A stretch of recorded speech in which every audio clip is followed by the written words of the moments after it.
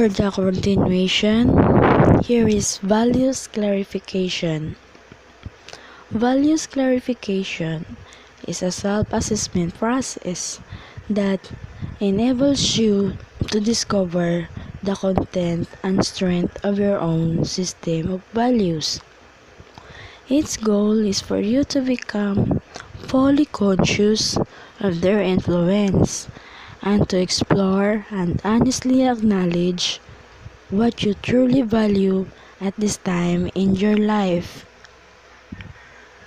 Our values are influenced by family, individual experiences, religion, culture, community, and political leaders. We have one set of shoulds and should nots from our parents. The church often suggests another. Friends and peer groups may offer still other values. And to add to the confusion, there are the value conflicts from opposing political groups, newspapers, commercials, and others. With all these influences, we are ultimately left to make our own choices about whose advice and values to follow. A values clarification as aspiring teachers. As aspiring teachers, our future students, especially those in their adolescence, are living in a confusing world where they must continually make choices. These are all areas of conflict and confusion for them because things are changing so fast that they have great difficulty in life or looking to the past for the proper way to behave. Values clarification purpose. The purpose of values clarification approach is to give students experience in valuing to enable them answer the questions that really concern them. Values clarification involves a series of strategies which are not guilty of forcing one set of right values down the throats of all students.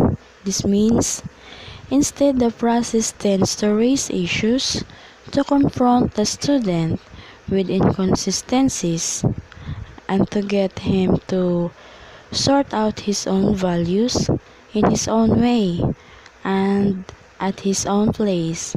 Values clarification doesn't tell you what values you should live by, but provides you with a method that lets you discover what values you do live by.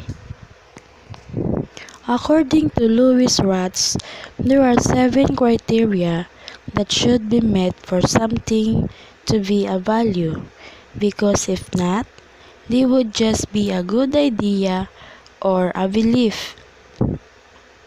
First, chosen freely. You have ultimately chosen it yourself. Second, chosen among alternatives. Without 2 or more alternatives, there is no choice and no true value. Third, chosen after consideration of consequences. After reflection on positive and negative consequences. Fourth, prized and cherished. The case, the enthusiasm associated with the value. Fifth, publicity affirmed. You are willing to acknowledge it, and if confronted by another person, you would not deny it. Sixth, acted upon. Unless acted upon, it is not a value, but rather a good idea or belief.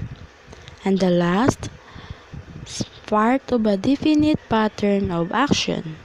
A single act alone does not constitute a value.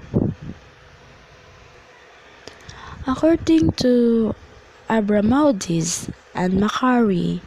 In the Book of Rats, Simon and Harmin, Values Clarification and New Strategies on Values Clarification, said that people with very few values tend to be conforming, apathetic, inconsistent, and often very ambivalent, all of which seems quite sad when one realizes the extent to which values should guide a man's life.